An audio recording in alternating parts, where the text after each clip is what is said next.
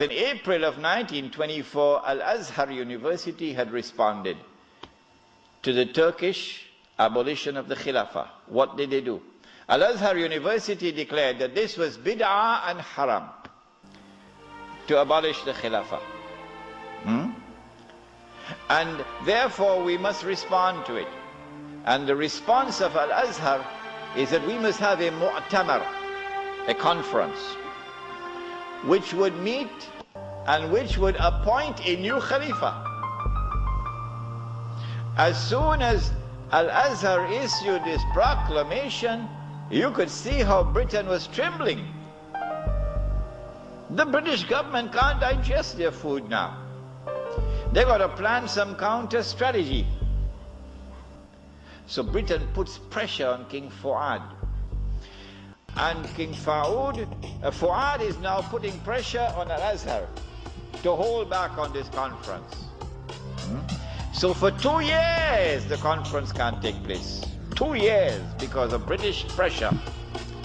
The conference finally takes place in June, July of 1926. But Britain uses another counter strategy.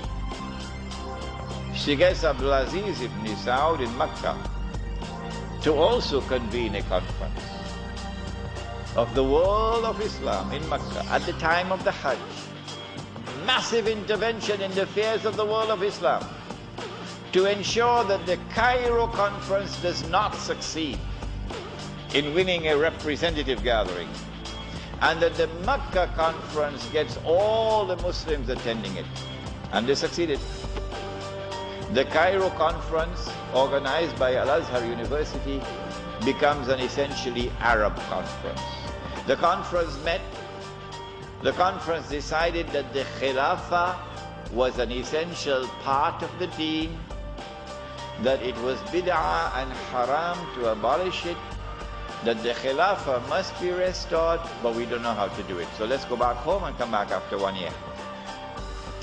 But in Mecca, you had the most successful representation of the entire world of Islam, because Britain really went to work on it. This conference is now convened, but strangely for the Wahhabi movement. Strangely for the Wahhabi movement, which is a religious movement, which declares that it is bringing back the original Islam and removing all the extraneous things which had been added and cutting out all the shirk. So this is the real Islam. Well, then how come you don't even have the subject of the Khilafah in your agenda for your conference? We asked the Wahhabi movement, give us an answer. There is no answer. The Ikhwan, or Muslim Brothers, were renowned warriors, light and mobile and extremely courageous. They were also fervent Wahhabi Islamic Puritans. The Wahhabis took their name from an 18th century Islamic preacher, Muhammad bin Abdul Wahhab. Wahhab was first to see the value in forging an alliance with the able tribesmen of the Al Saud family in order to help spread his austere version of Islam. The Ikhwan were an important fighting force that supported the expansion of Ibn Saud. They had this vision that they propagated true Islam in its purest form. So anything they encountered that differed from that vision was regarded as objectionable. Ibn Saud's other means of ensuring loyalty were insisting that those he conquered become devout followers of the strict Wahhabi Islamic sect. They're the strictest section of Sunni Islam. Until the 30s and 40s, they didn't wear silk, they didn't have flowers in their gardens, they would never use perfume. They were Puritan, they were desert people, and they loved him. The answer is that the Wahhabi-Saudi alliance is now perpetrating a gigantic, a massive betrayal of Islam. in abandoning the Khilafah.